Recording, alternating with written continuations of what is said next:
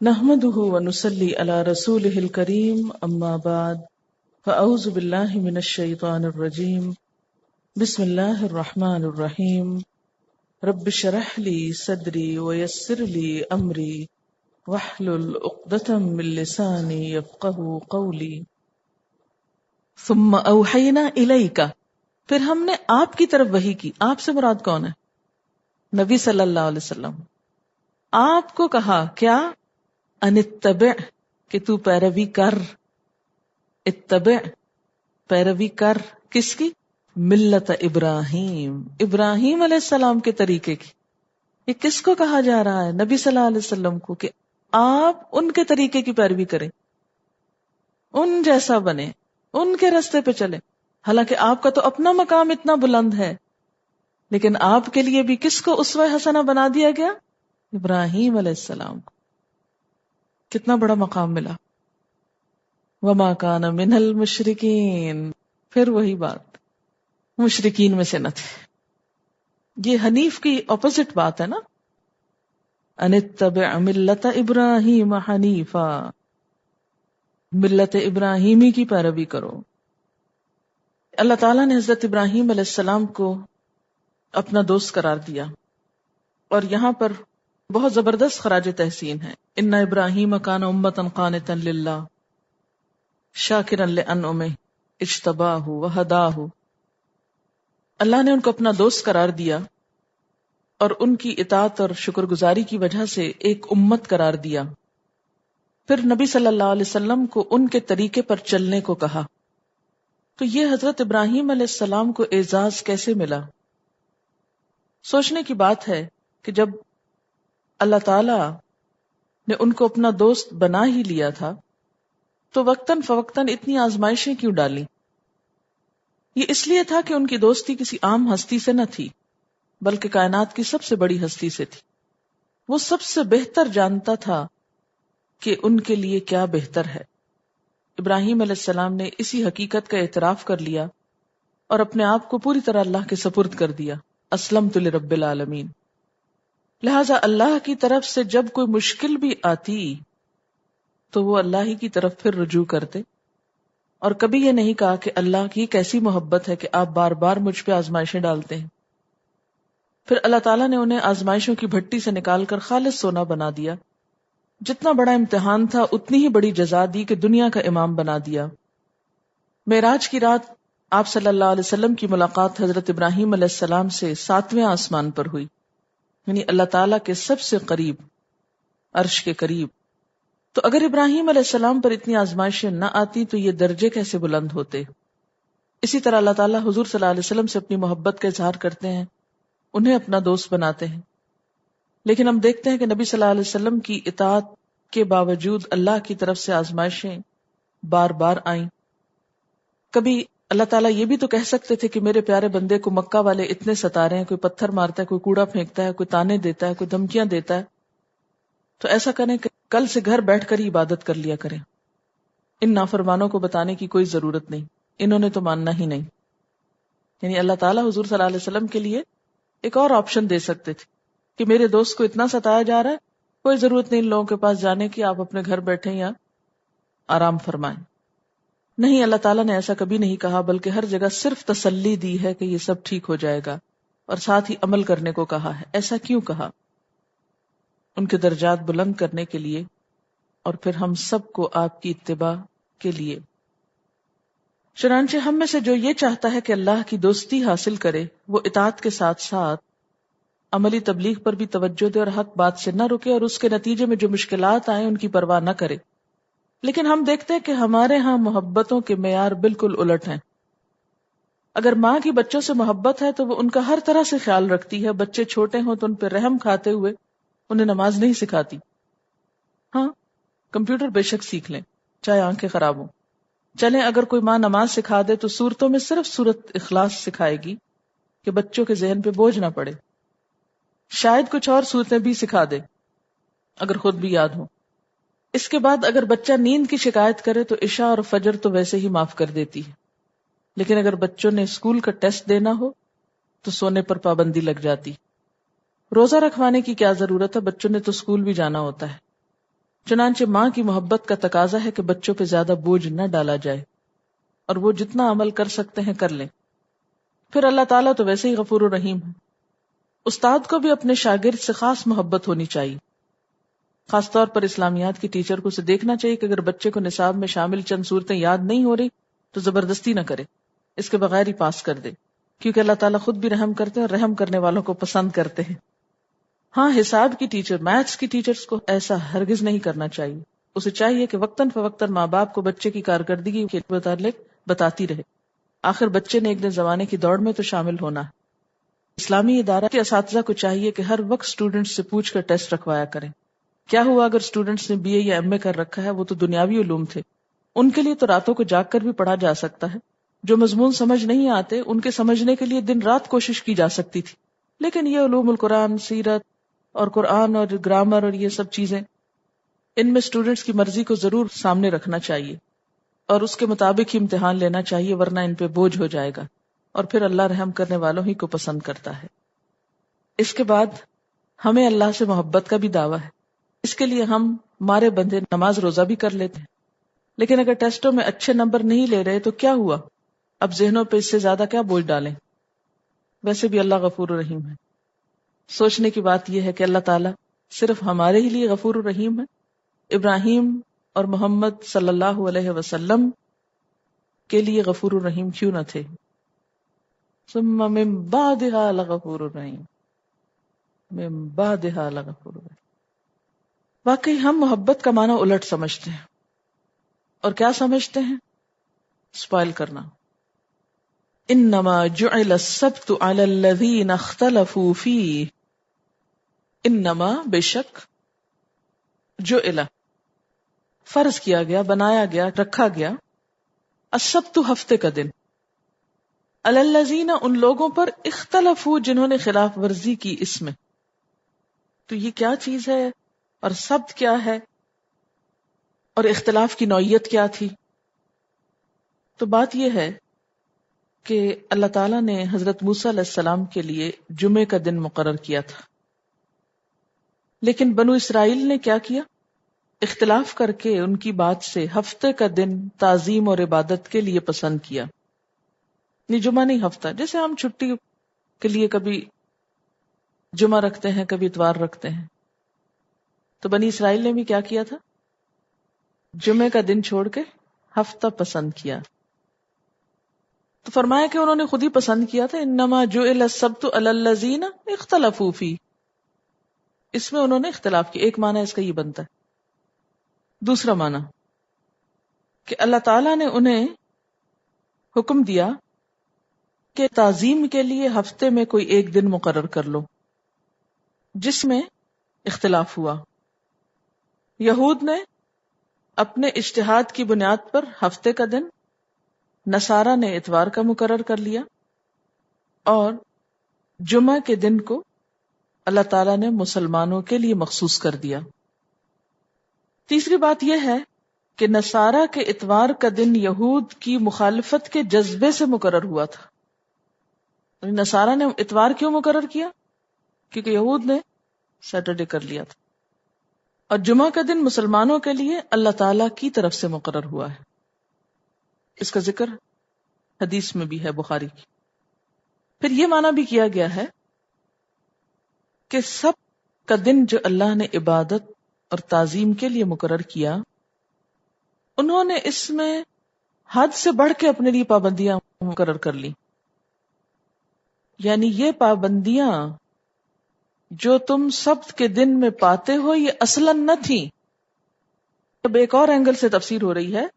انما جعل السبت علی الذین اختلفوا فیہ.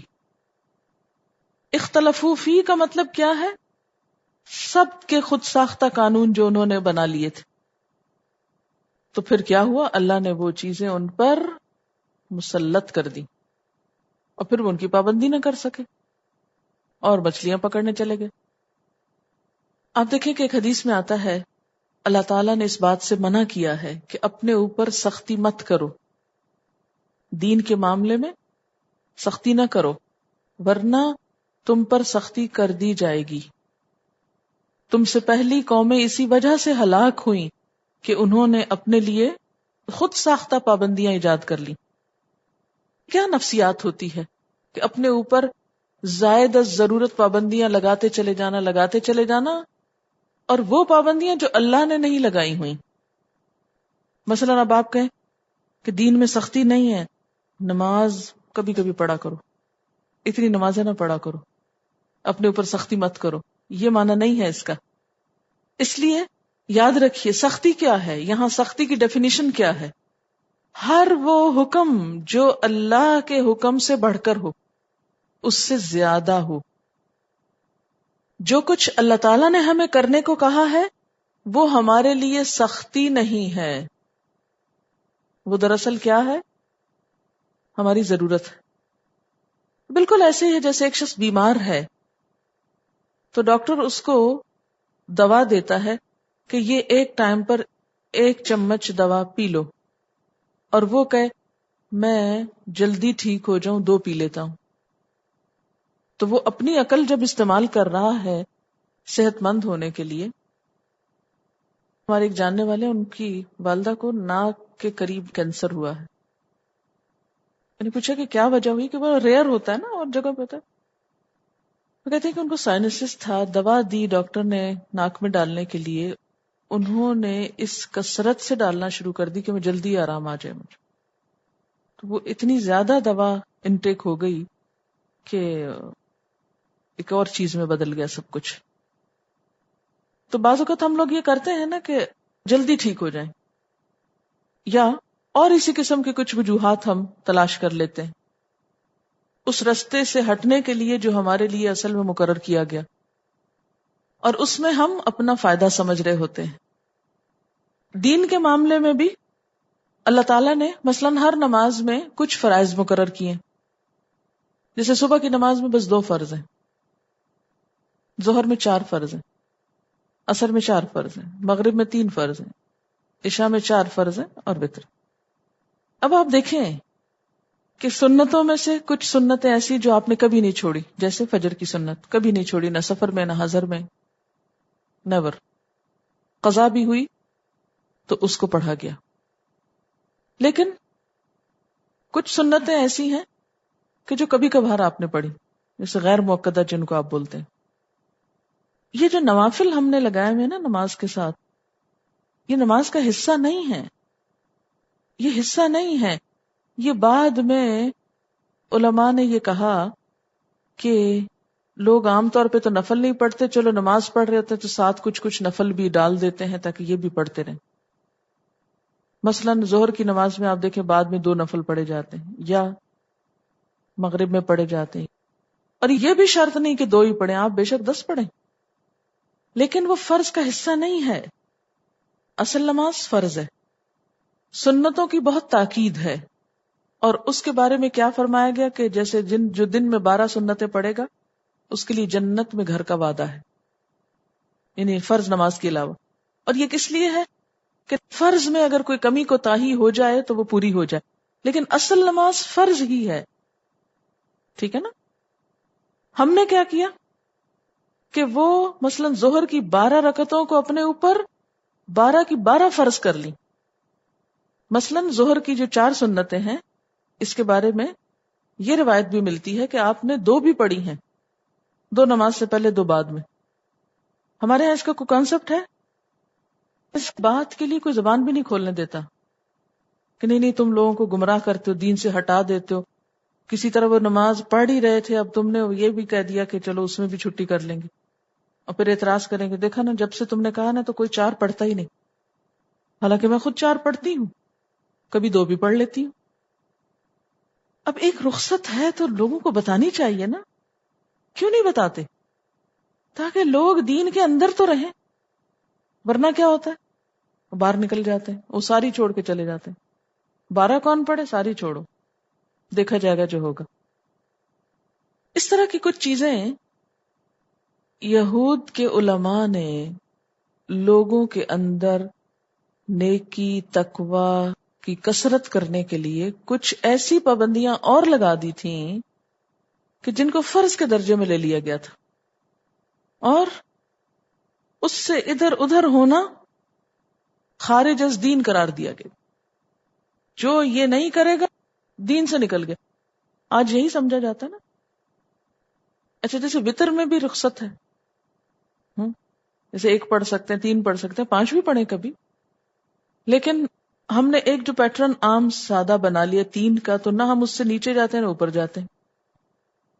اب اگر کہیں کوئی 1 پڑھے اس کی نماز ہی نہیں ہو. اچھا اب یہ جو رخصتیں ہیں، مثلا اگر آپ بچوں کو کہہ لیں بھی 1 پڑھ لو، پڑھو صحیح نماز 1 پڑھ لو، کیونکہ گھبراتے ہیں نا کہ سونے کا وقت ہے، اب اتنی لمبی نماز کون پڑھے. لیکن ساتھ ساتھ آپ ایسی ان کی تربیت کریں کہ وہ نوافل بھی پڑھیں تو شوق سے پڑھیں، مارے بندے نہ پڑھیں، ان پہ بوجھ نہ ڈالیں. یہ صرف بطور مثال ایک بات میں کر رہی ہوں. اسی طرح ایک شخص آیا، کہنے لگا کہ مجھے روزے رکھنے ہیں اور میں تو سارا مہینہ روزے رکھنا چاہتا ہوں، صائم الدہر ہونا چاہتا ہوں. آپ نے فرمایا نہیں، ہر مہینے کے 3 روزے رکھ لو، وہ ایام 20 کے، اور ہر نیکی 10 نیکیوں کے برابر ہے. تم نے اگر یہ 3 کی پابندی کر لی نا، گویا تم نے سارا مہینہ روزے رکھے. آپ نے اس کو نہیں رکھنے دیے سارے مہینے میں. کیوں؟ اس لیے کہ پھر وہ غافل ہو جائے گا گھر والوں کی ضروریات سے اور اپنے فرائض سے اور باقی چیزوں سے، کیونکہ انسان برداشت نہیں کر سکتا اتنا کچھ. اسی طرح ہر معاملے میں. تو اگر ہم دین کو دیکھیں تو ہمارے دین میں اتنی وسعت ہے، اتنی سہولت ہے. آپ صلی اللہ علیہ وسلم نے فرمایا انما بعثت بالحنیفیۃ السمحۃ السہلۃ. انما بے شک، بعثت میں بھیجا گیا ہوں، بالحنیفیۃ آسان یکسو دین کے ساتھ، دین حنیف کے ساتھ، السمحہ جس میں بڑی وسعت ہے، السہلہ جو بڑا آسان ہے، پریکٹیکل ہے، جو کیا جا سکتا ہے، جو کسی پہ بوجھ نہیں ہے. آپ اپنے روزمرہ کے کاموں کے ساتھ اس دین کو لے کر چل سکتے ہو. لیکن جہاں ہم پسندیدہ چیزوں کو، اچھی چیزوں کو فرض کے درجے میں لے آئیں گے اور لازم کر دیں گے، اور جو اس سے سرے منہ انحراف کرے اس پہ گمراہی کے فتوے لگائیں گے، تو وہ دین عمل کے قابل ہی نہیں رہے گا. پھر مشکل ہو. آپ کو پتہ ہے نا کہ اگر پانی کم ہو تو صرف 1 دفعہ آپ ہاتھ دھو کے، 1 دفعہ منہ دھو کے، 1 دفعہ بازو دھو کے، 1 دفعہ پاؤں دھو کے آپ کا وضو ہو سکتا ہے. 1 کپ سے، جو مگ ہوتا ہے عام طور پہ نہانے والا، اس سے آپ کا پورا وضو ہو سکتا ہے. اچھا ہم اگر 1 مگ پانی دیکھیں ہم کو کافی نہیں، ہم کہتے ہیں وضو تو ہو ہی نہیں سکتا. جب وضو نہیں ہو سکتا تو ہم اللہ تعالیٰ کو کہتے ہیں کہ وضو ہی نہیں ہو سکتا تھا، نماز ہی چھوڑ دیں گے. پھر اسی طرح کہ نہیں پانی تو تیمم کر لو. نہیں، ہمارا دل نہیں مانتا، کوئی تسلی نہیں ہوتی تیمم پہ. تو اصل میں یہ جن چیزوں کو ہم نے پہلے دین میں فرض کا درجہ دیا، پھر اس کی پابندی نہ کر سکے، پھر اس میں اختلاف کر لیا اور معاملہ خراب ہو. یہود کو اللہ نے سزا دی تھی اس چیز کی. انہوں نے کیا کیا؟ نیکی اور تقوی کے اظہار کے لیے کچھ ایسی چیزوں کو دین کے اندر کھینچ لائے جو اصل میں دین نہ تھی، پھر ان کی پابندی نہ کر سکے، ان کے خلاف جانے لگے. اللہ نے کیا کیا؟ وہ ان کے اوپر پابندیاں لگا دی، کرو، اب کر کے دکھاؤ. وہ نہیں کر سکے. فرمایا وَإِنَّ رَبَّكَ لَيَحْكُمُ بَيْنَهُمْ يَوْمَ الْقِيَامَةِ. تیرا رب ہی ان کے درمیان فیصلہ کرے گا قیامت کے دن. فِيمَا كَانُوا فِيهِ يَخْتَلِفُونَ، جن معاملوں میں یہ اختلاف کرتے رہے. ان اختلافات کا فیصلہ کون کرے گا؟ خود اللہ تعالیٰ کرے گا. ادعو الی سبیل ربک، بلاؤ اپنے رب کے راستے کی طرف، بالحکمت والموعظۃ الحسنۃ، حکمت کے ساتھ اور اچھی نصیحت کے ساتھ. لوگوں کو اللہ کی طرف بلاؤ حکمت کے ساتھ، عمدہ نصیحت کے ساتھ. وجادلہم، اور جھگڑو ان سے، باللتی، ساتھ اس طریقے کے، ہی احسن، جو زیادہ اچھا ہے. جھگڑا کرنا ہو تو بھی خوبصورتی سے کرو. ان ربک، بے شک تیرا رب، ہوا عالم، وہ زیادہ جانتا ہے. کس بات کو؟ بمن، اس کو جو دل عن سبیلہ، بھٹک گیا اس کے راستے سے. وہو عالم بالمہتدین، اور وہ خوب جانتا ہے ہدایت پانے والوں کو. ہدایت یافتہ لوگوں کا بھی اس کو خوب پتا ہے اور بھٹکنے والوں کا بھی. جو کچھ کرے گا وہ سب جانتا ہے. وَإِنْ عَاقَبْتُمْ، اور اگر تم بدلہ لو، فَعَاقِبُوا، تو بدلہ لو بِمِثْلِ مَا عُوقِبْتُمْ بِهِ، جتنی تم پر زیادتی ہوئی. اگر تم نے بدلہ لینا ہے نا، فَعَاقِبُوا، تو بدلہ لے لو، لے سکتے ہو. یہ نہیں کہا ضرور لو، عاقبوا یہ نہیں، کیا فَعَاقِبُوا، کتنا، بِمِثْلِ مَا عُوقِبْتُمْ بِهِ، جتنی تم پہ زیادتی ہوئی بس اتنا. کیونکہ آگے ہے نا وَلَئِن صَبَرْتُمْ، اور اگر تم نے صبر کیا، لَهُوَ خَيْرٌ لِلصَّابِرِينَ، تو وہ اچھا ہے صبر کرنے والوں کے لیے. یہاں حکم ہے بدلہ لینے کا، لیکن اب آپ کو کانٹیکسٹ میں سمجھ آ گئی ہے نا بات. یہ رخصت ہے، لے سکتے ہو، اجازت ہے، اباحت ہے، پرمیسیبلٹی ہے یہاں پر. لیکن کتنا، بس اتنا جتنا تم کو تکلیف دی گئی، جتنی تم پر زیادتی کی گئی. اور اگر صبر کر لو، نہ لو بدلہ، لہو خیر، وہ زیادہ اچھا ہے. کس کے لیے؟ للصابرین، صبر کرنے والوں کے لیے. عقوبت کا لفظ اردو میں آتا ہے نا سزا کے معنوں میں، تو مراد کیا ہے کہ اگر تم سزا دو کسی کو، لیکن بدلے میں سزا دینا مراد ہے. فَعَاقِبُوا بِمِثْلِ مَا عُوقِبْتُمْ بِهِ وَلَئِن صَبَرْتُمْ لَهُوَ خَيْرٌ لِلصَّابِرِينَ. وَاصْبِرْ، اور صبر کرو، اور صبر، وَاصْبِرْ. اب یہ کون سا ہے؟ اب صبر کرو، صبر. اس میں رخصت نہیں کہ کرو یا نہ کرو، کیا کرو. وَمَا صَبْرُكَ إِلَّا بِاللَّهِ، اور نہیں صبر تیرا مگر اللہ کے ساتھ، یعنی اللہ کی توفیق سے. اور صبر کوئی کرے گا کب؟ جب اللہ کی توفیق ہوگی. اور اللہ کی توفیق کب ہوتی ہے؟ ایک حدیث میں آتا ہے وَمَن يَتَصَبَّرْ يُصَبِّرْهُ اللَّهُ، اور جو صبر کرنے کی کوشش کرے گا اللہ اس کو صبر دے دے گا. مَن يَتَصَبَّرْ يُصَبِّرْهُ اللَّهُ، جس کی مثال کیا ہے؟ روزہ. اچھا روزہ نہیں ہوتا نا تو ہم سوچتے ہیں ہم روزہ نہیں رکھ سکیں گے، بڑا مشکل ہے. لیکن جب رکھ لیتے ہیں تو کیا ہوتا ہے؟ نبھ جاتا ہے نا. کتنے لوگ مرے آج تک روزے سے؟ آپ نے سنا ہو کہ آج اس سال رمضان میں اتنے لوگ روزے سے مرے تھے؟ نہیں، ہارڈلی کوئی ہوگا. اور اس کے کئی اور ریزن ہوتے، خالی روزہ سے کوئی نہیں مرتا. تو یہی اس کی مثال ہے. وَمَا صَبْرُكَ إِلَّا بِاللَّهِ، تیرا صبر اللہ کی توفیق سے ہوگا. وہ کب توفیق دیتا ہے؟ جب تم کوشش کرو گے. تو ہدایت کس کو دیتا؟ جو مانگے گا. صبر کس کو دیتا؟ جو کرے گا، جو کرنے کی کوشش کرے گا. وَمَن يَتَصَبَّرْ يُصَبِّرْهُ اللَّهُ، اللہ کا وعدہ ہے جو کرنا چاہے گا اللہ اس کو دے دے گا، اور جو نہیں کرے گا، دھاڑے مارے گا، تو پھر اللہ بھی توفیق چھین لے گا. اور اس کے لیے پریکٹیکل لائف میں آپ مثال روزے کی دیکھ سکتے ہیں. وَلَا تَحْزَنْ عَلَيْهِمْ، اور ان پہ غم نہ کرو، ان پہ مت غم کھاؤ.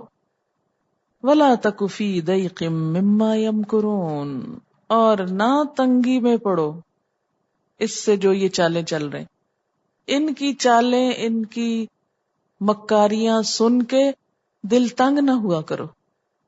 مکہ میں کیا کرتے تھے؟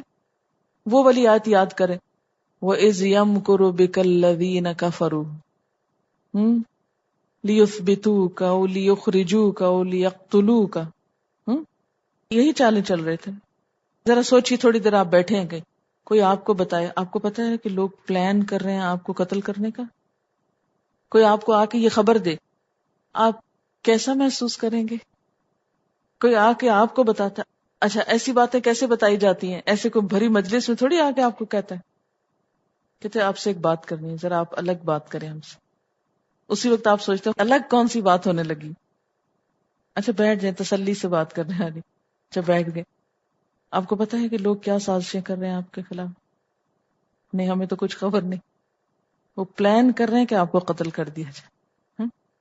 یہ جو کیفیت ہے نا، یہ سن کے کہ آپ کے خلاف سازشیں ہو رہی ہیں، اسی طرح آپ کو جیل میں ڈالنے کی سازشیں ہو رہی ہیں. لیثبتو کا جیسے حضور صلی اللہ علیہ وسلم کو قید کرنے کی، کہ ان کو پکڑ کے قید کر دیا جائے، بس کہیں نہ جا سکے، نہ ان سے کوئی ملے، نہ کسی سے ملے. اگر کوئی آ کے آپ کو کہے، آپ کو پتا ہے کہ کیا پلان ہو رہا ہے، آپ کو پکڑنے والے ہیں، آپ خود سوچیں کہ آپ کا دل تنگ ہوگا کہ نہیں ہوگا؟ ہوگا نا. آپ کو پتا ہے کہ آپ کے خلاف سازش ہو رہی کہ آپ کو یہاں سے نکال دیا جائے، ڈیپورٹ کر دیا جائے. تو یہ ساری باتیں انسان کو پریشان کرتی. فرمایا وَلَا تَكُ فِي ضَيْقٍ، دل تنگ بھی نہ ہوا کرو، پرواہ ہی نہ کرو، جانے دو، پریشان بھی نہ ہو، پریشانی بھی چھوڑ دو، ہونا وہی ہے جو اللہ کو منظور ہے. وَلَا تَكُ فِي ضَيْقٍ مِّمَّا يَمْكُرُونَ، ان کی چالوں کی، ان کی سازشوں، ان کی مکاریوں، ان کی فریب کاریوں کی پرواہ ہی نہ کرو. کیوں؟ آخر فکر تو کرنی پڑتی ہے نا، کوئی رد تو کرنا پڑتا، کوئی توڑ تو کرنا ہی پڑتا نا. فرمایا ان اللہ مع الذین اتقوا، یقیناً اللہ ساتھ ہے ان لوگوں کے جنہوں نے تقوی اختیار کیا.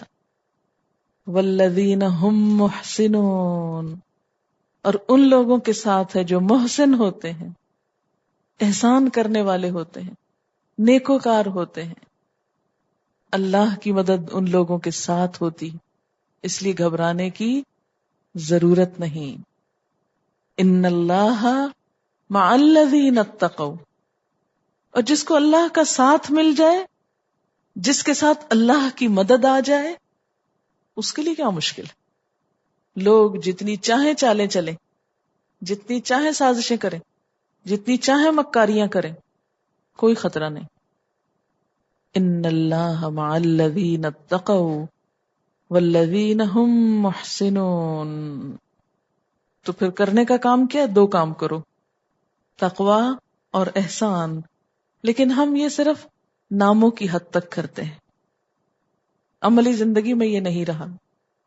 تو ان اللہ مع الذین اتقوا والذین هم محسنون. تقوی کیا چیز ہے؟ ظاہر اور باطن میں بس اللہ کا احساس کہ مجھے اس کو جواب دینا، مجھے لوگوں کے سامنے سچا نہیں ہونا. کیونکہ لوگ آج سچا سمجھیں گے، کل پھر جھوٹا کہہ دیں گے، پھر کچھ کہیں گے، پھر کچھ کہیں گے. آپ کب تک صفائیاں پیش کرتے رہیں گے کہ آپ کون ہیں؟ جو جس کا جی چاہے سمجھے. ہمیں پتا ہونا چاہیے کہ ہم کیا کر رہے ہیں، ہماری کوتاہی اور خرابی کہاں ہے، اس کی اصلاح کریں. اور اسی طرح احسان کا رویہ. وآخر دعوانا ان الحمد للہ رب العالمین. سبحانک اللہم وبحمدک نشہد ان لا الہ الا انت نستغفرک ونتوب الیک. السلام علیکم ورحمۃ اللہ وبرکاتہ.